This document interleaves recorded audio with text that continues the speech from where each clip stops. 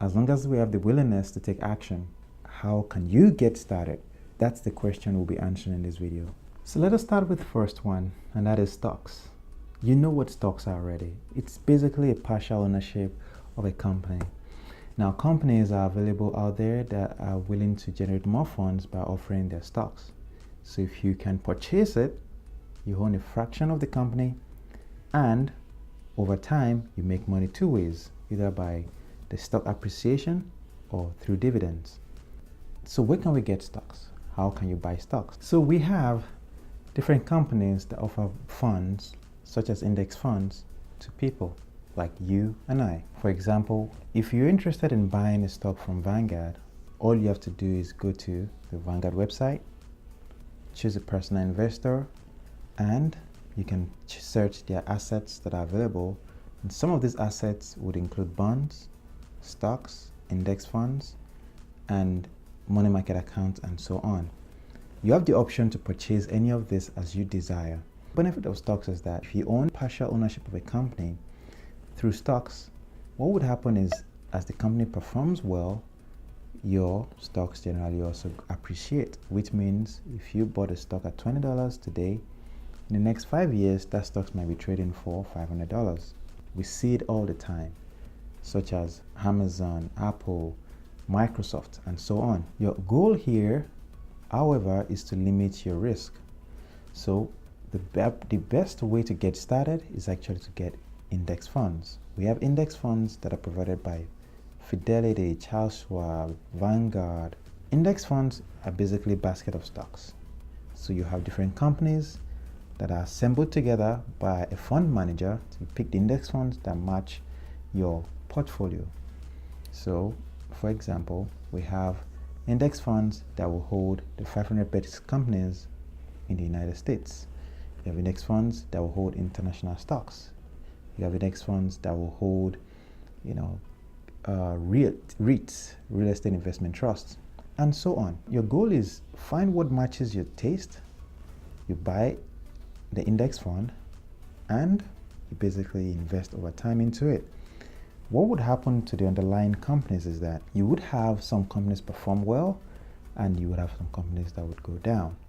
Well, by diversification or through diversification in an index fund, you are limiting the amount of risk you're taking. You still have a lot of risk because there are a bunch of stocks, in a basket, which means it's subject to fluctuations of the market, but at least if a company goes bankrupt, you won't lose all your money. Amongst 500 companies that you have in the basket, say to go bankrupt, you might have 10 that performs well. You might have 5 that performs just average. Everything at the end of the day would generally yield a positive return for you if you stick with it long enough. The next type of investment I would like to talk about are bonds. Bonds are basically money that you loan out to entities.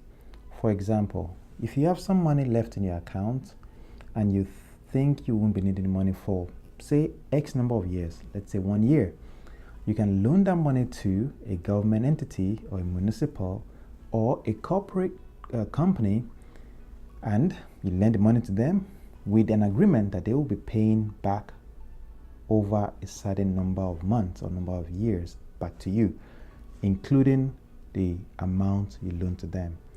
So let me make this clear. You loan, say, $1,000 to a company. The agreement the company has with you is that they would pay you, say, $10 every 3 months until maturity, which is the duration of the loan. So you give the money to them for 1 year. During the course of the year, they give you interest on your money, or they call coupons. They give this to you every 3 months for holding your money, so you have made $40. So the benefit of this is you are subject to some kind of risk. It's not as risky as a stock that is often volatile, but with a bond, you generally have the risk of the company going bankrupt or the company losing money, which means the company might not return your money. But generally, they're graded at a certain level with the ability of the company to return your money or how safe the bonds are. The next type of investment that are easily accessible to you right now are high interest savings or money market accounts. These two are separate form of investments, but they have similar returns. For example, a savings account, if you can find a high interest saving account, we have a lot of them like Barclays and so on, which I'm going to link in the description below. All these high interest savings accounts give you the ability to put in your money into an account and over a course of time accrue interest on your money. Now, the benefit of a savings account is that the money is generally easily accessible. It's very liquid compared to stocks or bonds. Because remember, for stocks, you're buying at a certain price. The price might go up or it might go down, which means you're subject to those two spectrums. Whereas for a savings account, the money is yours, stored in a place for you, and you're getting some interest in it. However, I have to mention to you that whatever you put in a savings account is not going to perform as well as a stock or as bonds. Why? Because they are considered very safe form of investments, which means your returns would also be quite low. Money market accounts are accounts that are accessible to all of us by us putting in some money into the account, and the money is invested on our behalf into government securities. These government securities will return some form of interest, which is what we would get back in return. Mind you, some money market accounts will have fees associated with them, so keep that in mind. Now, in comparison to savings account, money market accounts generally have a higher interest yield compared to a savings account. So if you are to choose between a money market account and a savings account, I would generally lean towards a money market account. Again, it all depends on the purpose of the money, because not all banks or not all institutions provide money market accounts. So you have to look closely to know what you're investing in. The next form of investment that is available to all of us is to invest in ourselves. We all need to keep in mind that for any form of investment we make or we put our money into or our resources, we need to remember that we expect a form of return. The best returns are often from the investments we put in ourselves. What do I mean by this? We should often take time to learn, to improve, and gain new skills. All these aspects are a form of investment that we put in us. Now, it's not up to us to use them for the world's benefit.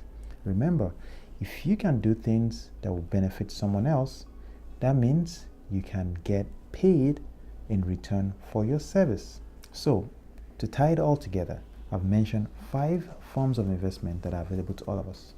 I mentioned stocks, I mentioned bonds, I mentioned money market accounts or savings, I mentioned investing in yourself, and the last one is starting an online business. We all have access to tools like the internet. You can easily start your business online by going to register a business online, depending on the state you're in, and create a store online as well, like Shopify. And these tools require us to be dedicated to them because it's a business, so you have to be dedicated. But as long as you're willing to put in the effort and put in the time, you will get returns for your effort. I just want to say thank you for watching the video till the end. I would encourage that you subscribe to the channel and kindly like the video as well. Please leave a comment below, and if there are any questions that you may have, please put them in the comment section as well.